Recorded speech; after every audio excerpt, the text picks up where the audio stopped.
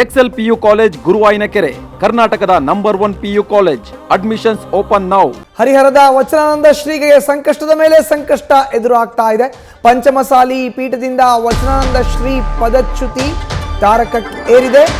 Trust ಮತ್ತು ವಚನಾನಂದ ಶ್ರೀಗಳ ಮಧ್ಯೆ ಸಂಘರ್ಷ. ಒಂದಲ್ಲ ಒಂದು ಸಂಕಷ್ಟಕ್ಕೆ ಸಿಲುಕ್ತಾ ಇದ್ದಾರೆ. ಹರಿಹರದ ವಚನಾನಂದ ಶ್ರೀಗಳು ಪಂಚಮಸಾಲಿ ಪೀಠದಿಂದ ವಚನಾನಂದ ಶ್ರೀ ಪದಚ್ಯುತಿಯಾಗಿದೆ. ತಾರಕಕ್ಕೇರಿದೆ ಟ್ರಸ್ಟ್ ಮತ್ತೆ ವಚನಾನಂದ ಶ್ರೀ ಮಧ್ಯೆಯ ಸಂಘರ್ಷ. ಹರಜಾತ್ರಾ ವೇಳೆ ಭಕ್ತರ ಬಳಿ ಹಣ ಪಡೆದಿರುವಂತಹ ಆರೋಪ, ಹಣವನ್ನು ವೈಯಕ್ತಿಕ ಖಾತೆಗಳಿಗೆ ವರ್ಗಾವಣೆ ಮಾಡಿರುವಂತಹ ಆರೋಪ. ಇದು ದೇಣಿಗೆಗೆ ರಸೀದಿ ನೀಡದೆ ಟ್ರಸ್ಟ್ ಮಠಕ್ಕೆ ವಂಚನೆ ಮಾಡಿರುವಂಥ ಆರೋಪ ಕೇಳಿ ಬಂದಿದೆ.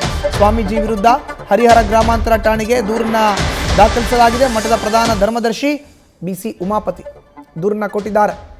ಈಗ ಹರಜಾತ್ರೆ ಮಾಡ್ತಾರಲ್ಲ, ಆಗ ಒಂದಷ್ಟು ಹಣದ ದುರ್ಬಳಕೆ ಆಗಿದೆ ಅನ್ನೋ ಆರೋಪ. ಮಾಹಿತಿ ನೀಡ್ತಾರೆ ನಮ್ಮ ಪ್ರತಿನಿಧಿ ಮಹಾದೇವ್. ಈಗ ದೂರವಾಣಿ ಸಂಪರ್ಕಕ್ಕೆ ಸಿಕ್ಕಿದ್ದಾರೆ. ಮಹಾದೇವ್, ಈಗ ವಚನಾನಂದ ಶ್ರೀಗಳಿಗೆ ಮತ್ತೊಂದು ಸಂಕಷ್ಟ.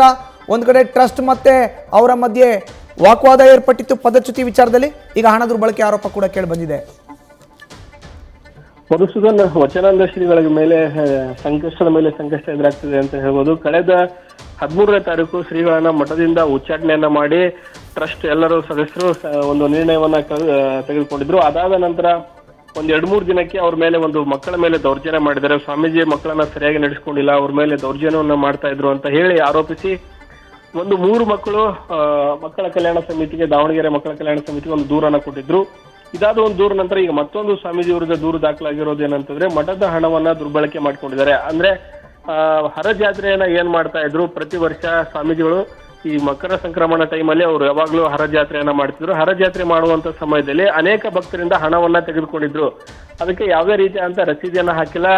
ಸಾಕಷ್ಟು ಹಣವನ್ನ ಭಕ್ತರು ಕೂಡ ಶ್ರೀಗಳ ಕೈಗೆ ಕೊಟ್ಟಿದ್ರು. ಆ ಹಣಕ್ಕೆ ಯಾವುದೇ ರೀತಿಯಾದಂತ ರಸೀದಿಯನ್ನ ಹಾಕದೆ ಅದನ್ನ ತಮ್ಮ ವೈಯಕ್ತಿಕ ಅಕೌಂಟ್ಗೆ ವರ್ಗಾವಣೆಯನ್ನ ಮಾಡಿಕೊಂಡಿದ್ದಾರೆ ಅಂತ ಗಂಭೀರ ಆರೋಪವನ್ನ ಟ್ರಸ್ಟ್ ಪ್ರಧಾನ ಟ್ರಸ್ಟಿ ಆದಂತ BC ಉಮಾಪತಿ ಅವರು ದೂರನ್ನ ಕೊಟ್ಟಿದ್ರು. ದೂರನ ಹರಿಹರ ರೂರಲ್ ಸ್ಟೇಷನ್ ಈಗಾಗಲೇ ದೂರನ್ನ ನೀಡಿದ್ದಾರೆ. ಆದ್ರೆ ಈ ದೂರಿಗೆ ಯಾವುದೇ ಸರಿಯಾದಂತ ಸಮರ್ಪಕ ಆದಂತ ದಾಖಲೆಗಳನ್ನ ನೀಡುವಂತ ಕೆಲಸವನ್ನ ಈ BC ಉಮಾಪತಿ ಅವರು ಮಾಡಿಲ್ಲ. ಕಾರಣ ಏನು ಅಂತಂದ್ರೆ ಅದಕ್ಕೆ ವೈಯಕ್ತಿಕ ಖಾತೆಗಳಿಗೆ ಹಣವನ್ನ ವರ್ಗಾವಣೆ ಮಾಡಿಕೊಂಡಿದ್ದಾರೆ ಅಂತಂತಂದ್ರೆ ಅದಕ್ಕೆ ಸಂಬಂಧಪಟ್ಟಂತ ಕೆಲವೊಂದಿಷ್ಟು ದಾಖಲೆಗಳನ್ನ ಕೊಟ್ಟು ಇಷ್ಟು ಹಣ ಇತ್ತು, ಈ ಇಂತ ಅಕೌಂಟಿಗೆ ಅವರು ದಾಖಲೆ ಹಣವನ್ನ ವರ್ಗಾವಣೆ ಮಾಡ್ಕೊಂಡಿರೋ ಅನ್ನೋ ರೀತಿ ಅಂತ ದಾಖಲೆಯನ್ನ ಕೊಟ್ಟು ಅದಕ್ಕೆ ದೂರನ್ನ ಕೊಡುವಂತ ಕೆಲಸವನ್ನ ಮಾಡ್ಬೇಕಾಯ್ತು. ಆದ್ರೆ ಯಾವುದೇ ರೀತಿ ಅದಕ್ಕೆ ದಾಖಲೆಗಳಿಲ್ಲ. ಸುಖ ಸುಮ್ಮನೆ ಒಂದು ಆರೋಪವನ್ನ ಮಾಡ್ಬೇಕು ಅನ್ನೋ ರೀತಿಯಾಗಿ ಈ ದೂರನ್ನ ಕೊಟ್ಟಿರುವಂತದ್ದು. ಅದನ್ನ ಪೊಲೀಸರು ಕೂಡ ಒಂದು ಪಿಟಿಷನ್ ರೀತಿ, ಅಂದ್ರೆ ಅದನ್ನ ತನಿಖೆಯನ್ನ ಮಾಡ್ತೀವಿ, ಪ್ರಾಥಮಿಕವಾಗಿ ಏನು ತನಿಖೆ ಏನು ಬರುತ್ತೆ ಅದ್ರ ಮಾಹಿತಿಯನ್ನ ಕಲೆ ಹಾಕ್ತೇವೆ ಅನ್ನೋ ಮಾತನ್ನ ಅವರಿಗೆ ಭರವಸೆಯನ್ನ ಕೂಡ ನೀಡಿದ್ದಾರೆ.